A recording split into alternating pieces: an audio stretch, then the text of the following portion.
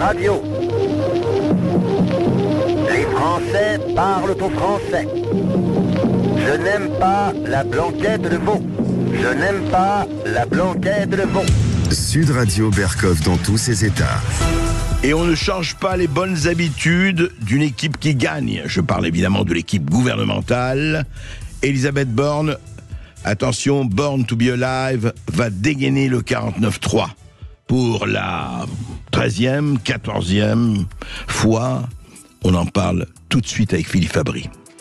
Sud Radio Berkov dans tous ses états. Évidemment, et ça continue encore et encore, et oui, avec le 49.3, d'accord. Oui, la première ministre Elisabeth Borne a engagé mercredi, donc hier, la responsabilité du gouvernement par l'article 49.3 sur le volet recettes du budget 2024. Il s'agit du 13e, exactement, activé par la chef du gouvernement depuis son arrivée à Matignon. 13e 49.3, vous savez ce que c'est que le 49.3. On va s'en expliquer tout de suite avec Philippe Fabry. Bonjour Philippe Fabry. Bonjour André Berthoff. Vous êtes historien du droit, vous êtes auteur de du président absolu, la Cinquième République contre la démocratie.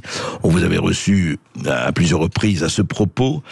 Et là, effectivement, d'abord rappeler quand même ce que c'est exactement que le 49.3.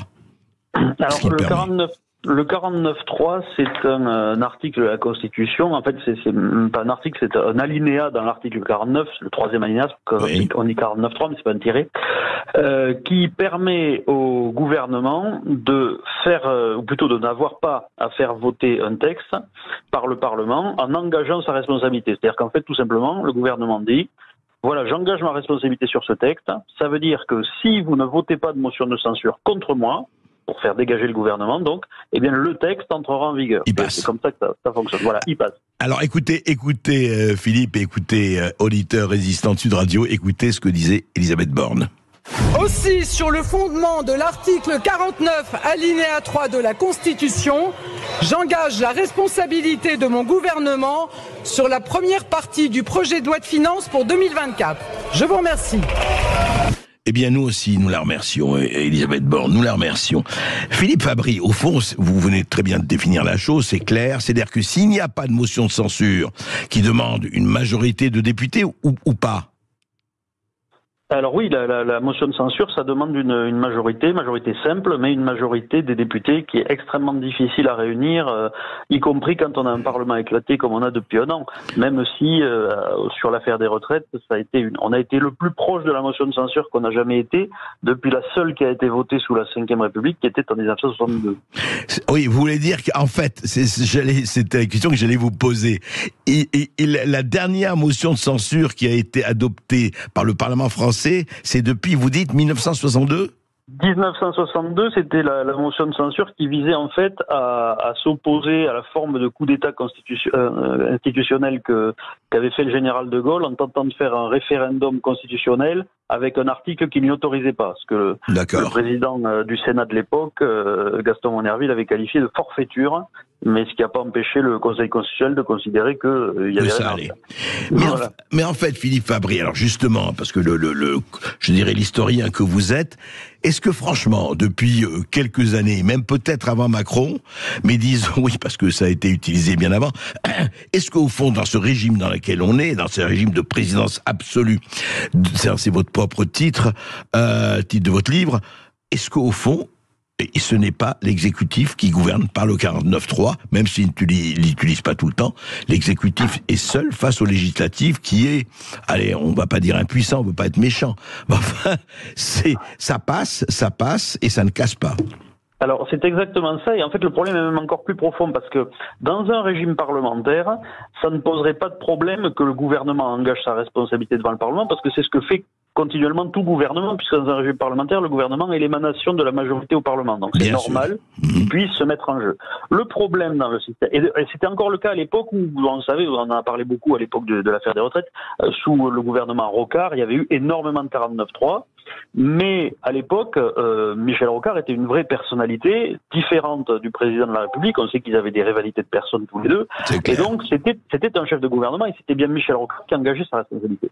Le problème dans le régime français actuel tel qu'il a évolué, qui va dans le sens de la Cinquième République, c'est que le vrai chef de l'exécutif, ce n'est pas le Premier ministre, c'est le président de la République. Et donc, en fait, il n'y a aucune responsabilité réelle qui est engagée là-dessus, puisque quoi qu'il se passe, même si une motion de censure a été votée, le président de la République, lui, reste à sa place. Il n'a aucun problème et en fait, il envoie au charbon, si j'ai envie de dire, c'est pas Elisabeth Borne qui décide, j'engage ma responsabilité, c'est le président qui lui dit, bon, tu vas engager ta responsabilité sur ce texte parce que je veux que ça passe et je veux que ça avance.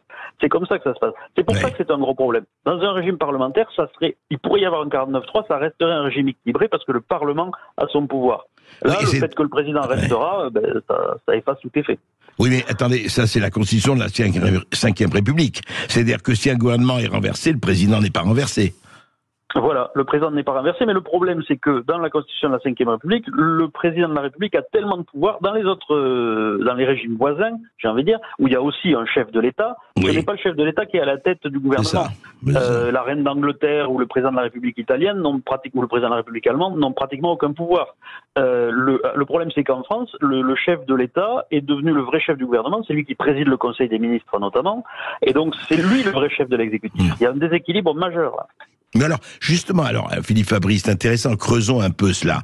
Pourquoi a-t-il besoin, ou a-t-elle besoin du 49.3 ?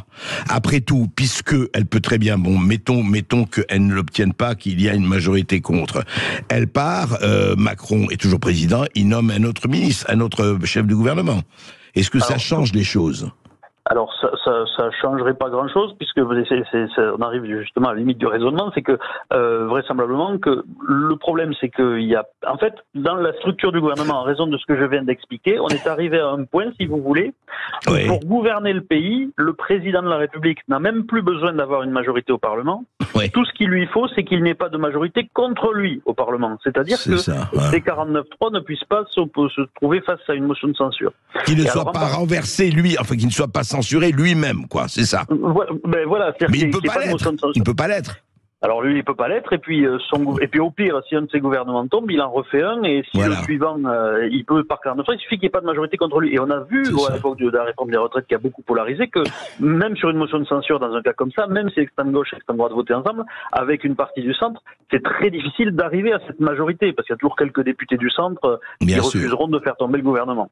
Et donc, ça donne en fait à tous les pouvoirs au président de la République, du moment qu'il n'y a pas une majorité au Parlement qui s'oppose au président de la République. Et vu la façon dont le système de la 5e est polarisé autour de l'élection du président de la République, c'est très difficile au Parlement d'arriver à faire émerger une majorité hostile. Le mieux qu'on ait réussi à faire lors de la dernière élection, c'est d'avoir une absence de majorité, mais on voit que ça ne bloque pas l'action du président.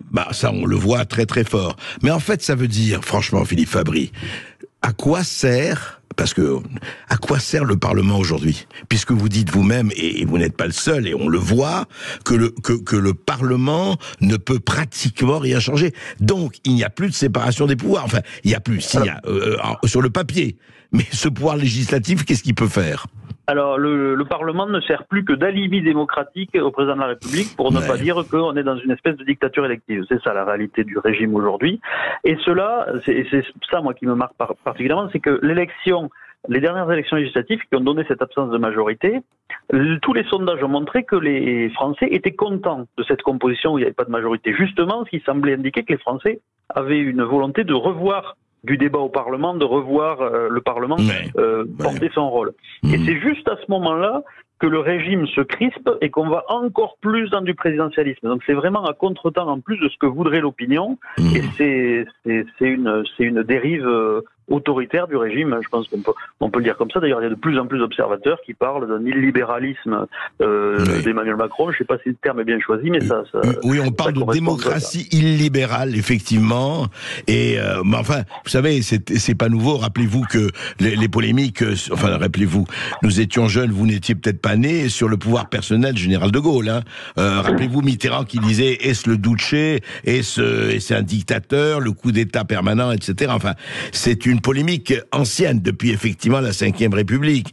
Mais au fond, est-ce que ça n'amène pas, et ce 49.3, encore une fois, ce 13e 49.3 le montre, est-ce que ça n'amène pas un véritable blocage des pouvoirs ? C'est-à-dire qu'on arrive vraiment à quelque chose où les gens se résignent parce qu'ils peuvent pas faire autrement, et c'est une espèce de... Voilà, il y a un pouvoir, et il y a une machine qui roule, cette machine roule, et puis le reste, on n'en a rien à faire.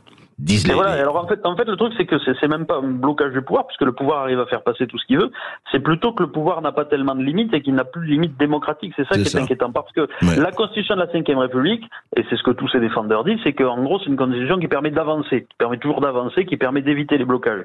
Le problème, c'est qu'elle permet d'avancer généralement en piétinant les oppositions, en faisant disparaître la culture du dialogue, et ça aussi, puisque malgré tout, ce qui est important dans la démocratie parlementaire, c'est que toute décision importante est l'effet d'un compromis. Donc, elle ne laisse pas de traces, alors que chez nous, on décide tout de manière autoritaire en disant que le compromis c'est trop compliqué, et ça fracture à chaque étape un peu plus la société. C'est ça. Ça, c'est grave. C'est ça. C'est cartel et mon bon plaisir, hein, disait un certain Louis, le 14e. C'est intéressant en tout cas. Merci Philippe Fabry, merci. Nous sommes dans une monarchie, allez, on va pas dire une monarchie républicaine, on va pas dire bananière, mais enfin, on n'est pas loin. On n'est pas loin. Merci beaucoup Philippe Fabry d'avoir été avec nous. Je rappelle votre livre Le Président absolu, la Ve République contre la démocratie. C'est aux éditions Scripta. Maintenant, on va se retrouver